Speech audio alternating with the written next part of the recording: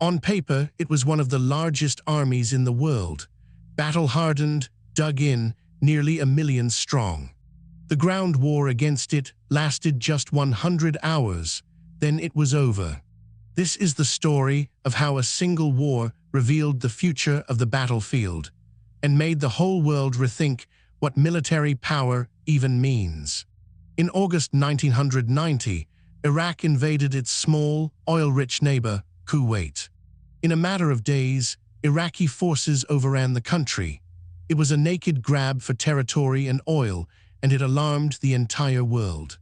The international response was almost unprecedented. A vast coalition of dozens of nations formed, backed by the United Nations, demanding withdrawal. Hundreds of thousands of troops, ships, and aircraft began pouring into the deserts of Saudi Arabia. This buildup was called Operation Desert Shield. Its goal was simple: defend the region and prepare for a fight if Iraq refused to leave. Iraq did refuse, and so the largest air campaign in decades was about to begin.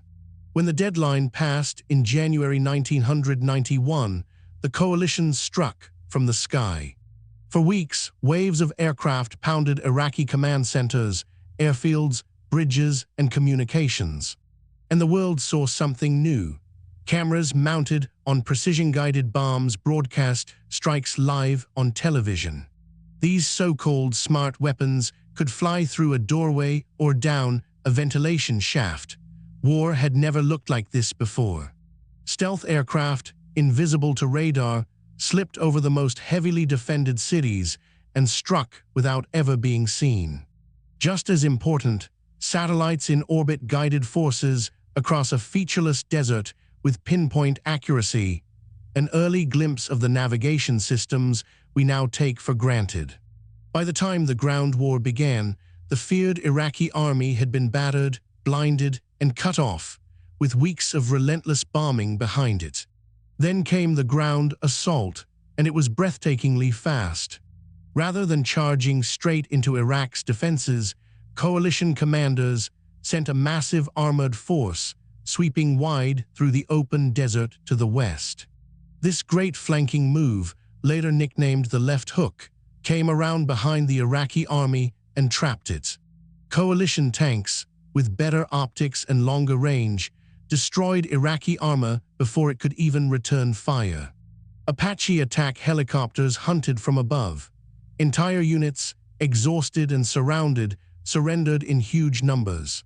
In just 100 hours of ground combat, one of the largest armies on Earth collapsed. Kuwait was freed.